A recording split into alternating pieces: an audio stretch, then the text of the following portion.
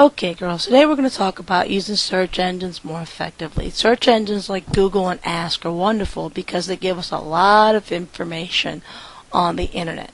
The problem is sometimes you type things into Google or Ask and you get a bunch of websites, but it has nothing to do with what you're looking for.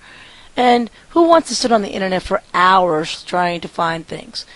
If you use the search engine more effectively, you can reduce the amount of time you're online looking for stuff and actually using valid websites that you can use for research. So let me show you an example of what I'm talking about. Let's say I have to do a report on football. Well, I'm going to add as many different words to make it as specific as possible to get the best results. So as you can see, I have puzzle pieces here.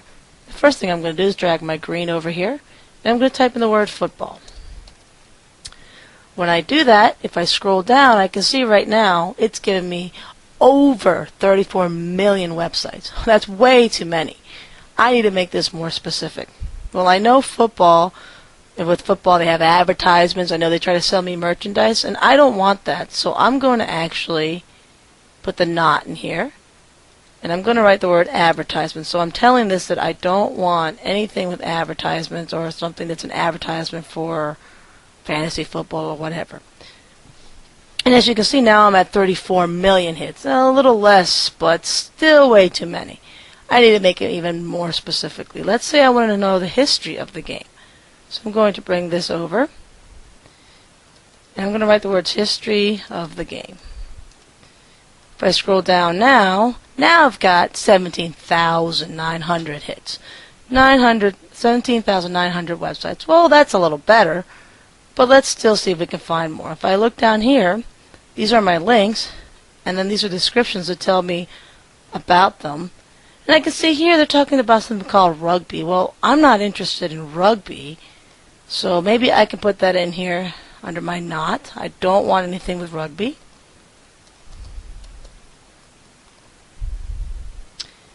And now I see it gives me even more direct results. Well, let's think.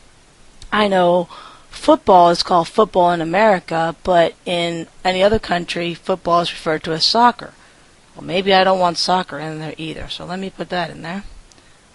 Not soccer. Now, as you can see, that went way down. Now all I have is 9,000 hits. That's still too many to go through, but I can still keep making it more and more specific. Let's say I want to do it about a specific team. Maybe I want to know about the history of the Redskins football team. What's their history? How did they begin? And I'm picking the Redskins because that's the team I cheer for. I know, we're in Ravens country, but humor me here.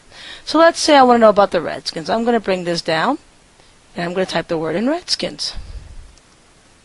And if I want to make sure that I get the right name, I'm going to put it in quotes.